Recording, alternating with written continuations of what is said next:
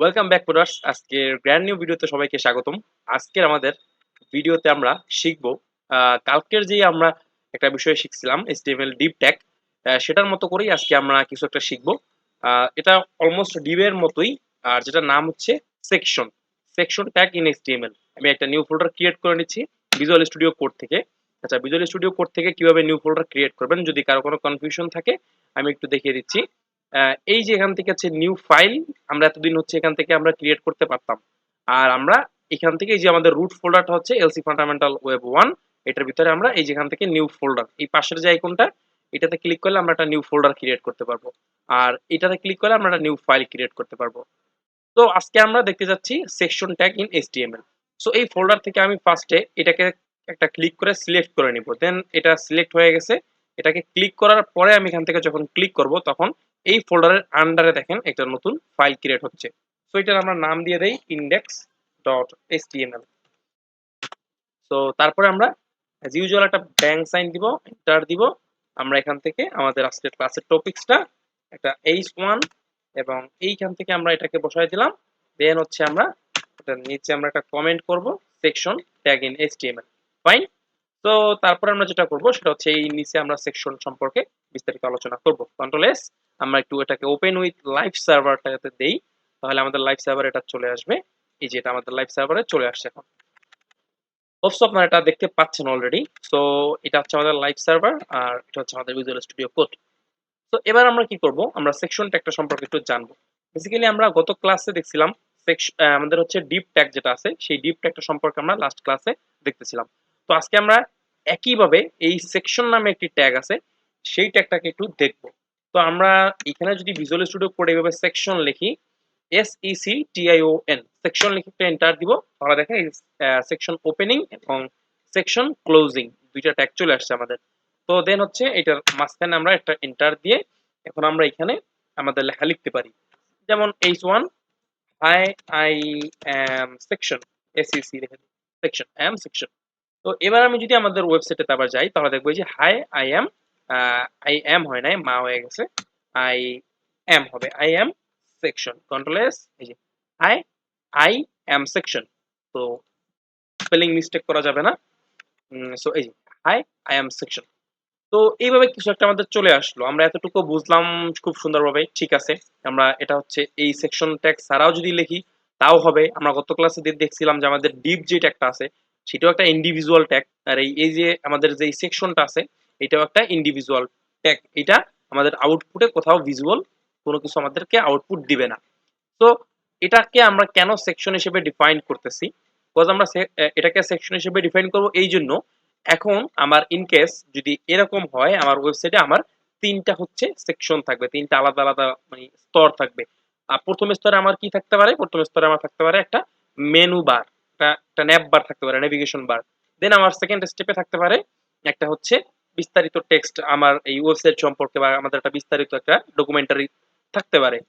তারপরে শেষের দিকে থাকবে আমাদের একটা ফুটারের অপশন। এই তিনটা আমাদের হচ্ছে থাকতে পারে। তো সেজন্য এখন আমরা যদি চাই ডাইরেক্টলি এইভাবে লিখে দিতে পারি যে আমাদের এটা হচ্ছে ন্যাব, আমরা এখান থেকে হচ্ছে এই যে ন্যাবের জন্য অ্যাঙ্কর ট্যাগ নিলাম, আমরা অ্যাঙ্কর ট্যাগ নিয়ে এটার ভিতরে কিছুই লিখবো না, এটা এখানে লিখে দিলাম হোম। তারপর হচ্ছে এটা কি দুই তিনটা কপি করে নেই, এটার ভিতরে দিলাম আমি অ্যাবাউট অ্যাবাউট। তো তারপরে আপনারা কি দেখতেছেন ভিডিও, তো আমি এখান থেকে দিয়ে দেই ভিডিও ভিডিওস। ওকে, তো কন্ট্রোল এস। তো আমি এখানে যাই, এই দেখেন হোম, অ্যাবাউট এবং হচ্ছে ভিডিওস, এই তিনটা নামে আমার তিনটা হচ্ছে এই যে আমার মেনু চলে আসছে। এটাতে ক্লিক করলে এখন যদিও কোথাও যাচ্ছে না, বাট আমি এখন চাইলে কিন্তু কোথাও নিতে পারি, সেটা আপনারা অলরেডি জানেন, অ্যাঙ্কর ট্যাগের ক্লাস অলরেডি আপনারা করে ফেলছেন। তো এই যে তিনটা জিনিস হলো। তো এবার আমি কালকের দিন এখানে এসে একটা প্যারাগ্রাফ ট্যাগ লিখলাম, এই প্যারাগ্রাফ ট্যাগের ভিতরে আমি হচ্ছে লোরেম দিয়ে দিলাম। লোরেম আমি 100 ওয়ার্ডের আমার একটা টেক্সট ডকুমেন্টারি এখানে দরকার। সো আমি এটাও লিখলাম এখান থেকে 100 ওয়ার্ডের একটা প্যারাগ্রাফ। সো এটা এখন দেখেন এটা উইডটা ফুল হয়ে আছে, আমাদের দেখতে কষ্ট হচ্ছে। তো সেজন্য আমরা কি করব, এই যে ভিউয়ে চলে যাব, ভিউ থেকে এই যে ওয়ার্ড র‍্যাপ, এই যে ওয়ার্ড র‍্যাপ হয়ে গেছে, এটা হচ্ছে এতটুকু জায়গার ভিতরেই থাকবে। আমি এটাকে একটু ছোট করে দিচ্ছি, এবার এটা এতটুকু জায়গার ভিতরেই থাকবে। সো এইটা আমার হলো। তো তারপরে হচ্ছে আমার নিচে কি আসলো, নিচে আরেকটা আমার একটা অপশন আসলো, এখানে আমার হচ্ছে ফুটার দিতে হবে। তো ফুটারে আমরা হচ্ছে আমাদের সোশ্যাল লিংক গুলা দিব। তো এখানে আমরা হচ্ছে আবার অ্যাঙ্কর ট্যাগ নিব, তাহলে যেহেতু আমাদের লিঙ্কে দিতে হবে। তো এখানে দিলাম আমরা হচ্ছে ফেসবুক, তারপরে আরো কি কি ইউজ করেন আপনারা? ফেসবুক, তারপরে আমরা ইউজ করি গিটহাব, তারপরে আমরা আরো দিতে পারি এখান থেকে আমরা ইউটিউব ইউজ করতেছি, ইউটিউব, এই যে ফেসবুক, গিটহাব, ইউটিউব, এই তিনটা আমরা দিলাম। কন্ট্রোল এস, ওয়েবসাইটে আসি। এবার ওয়েবসাইটটা আমাদের একটা হচ্ছে মানে দেখতে দেখতে কিছু একটা হইছে।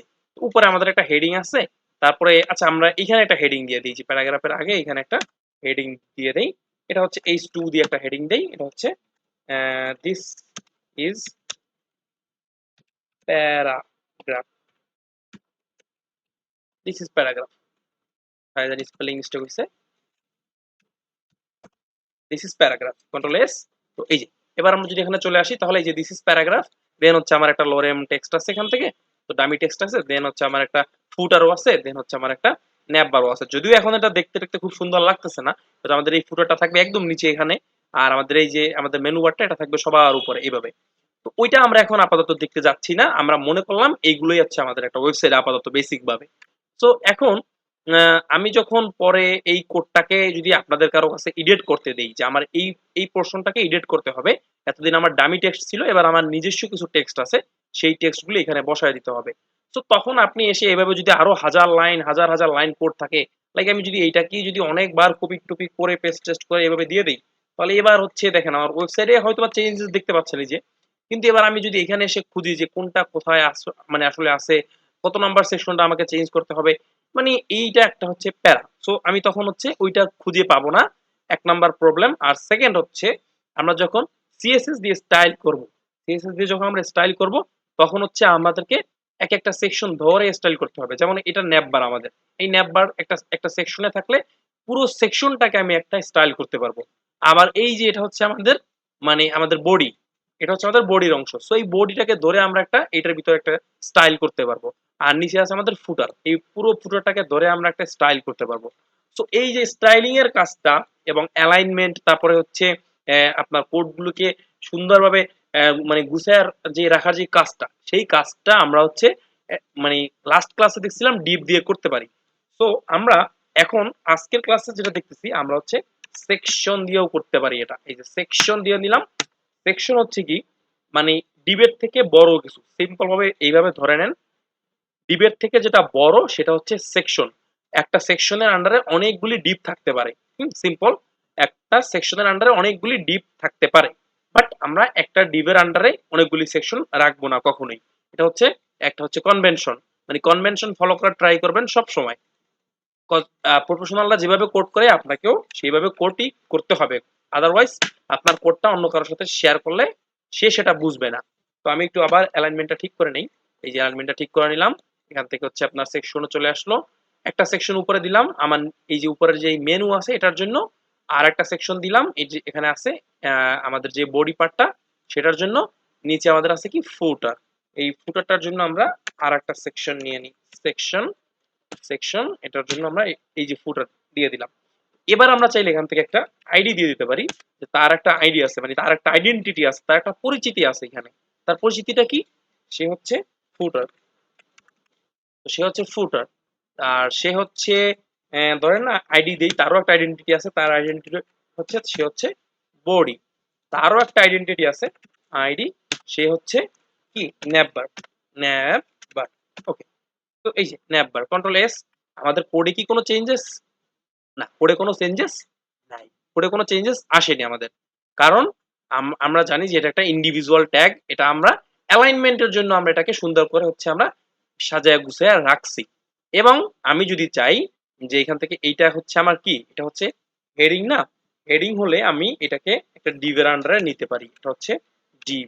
এই যে ডিভ নিলাম, ডিভের আন্ডারে আমি এই যে H1 হেডিংটা আমার বসাই দিলাম, এবং এইটা হচ্ছে প্যারাগ্রাফ।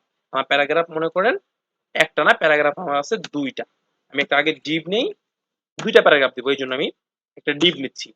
একটা ডিভ নিয়ে এই প্রথম প্যারাগ্রাফ, এটার ভিতরে আমি হচ্ছে লোরেম 20, এটার ভিতরে 20টা লেটার থাকবে আমাদের। তারপরেরটাই আমাদের আর একটা প্যারাগ্রাফ আছে, এটার ভিতরে আবার লোরেম 20, এটার ভিতরে 22, 22 20টা আর 22টা।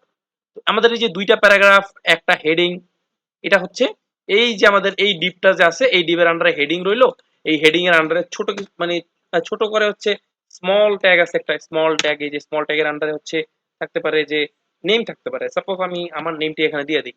তো এই আর্টিকেলটা কি লেখছে তার নামটা এখানে দিয়ে দিলাম। তারপরে হচ্ছে আমাদের এই যে আর্টিকেলটা, তো আর্টিকেলটার ভিতরে আমার দুইটা প্যারা থাকতে পারে, তিনটা প্যারা থাকতে পারে, চারটা প্যারা থাকতে পারে। তো সেজন্য আমি একটা মেইন ডিপ নিয়ে নিছি, মানে মেইন একটা কন্টেইনার নিছি।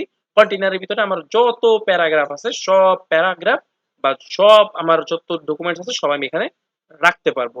তো এটাকে একটা আইডি দেই, আইডি এটা হচ্ছে আমার এই যে প্যারা লিখে দিই আমরা, প্যারা এটা হচ্ছে আমাদের প্যারাগ্রাফ আর কি, সেজন্য এটাকে আমরা প্যারা লিখে দিলাম। তো আর এটা হচ্ছে আমাদের উম, আমাদের হচ্ছে এটা কি আমাদের আইডি দেই, এটার একটা আইডি, এটা হচ্ছে আমাদের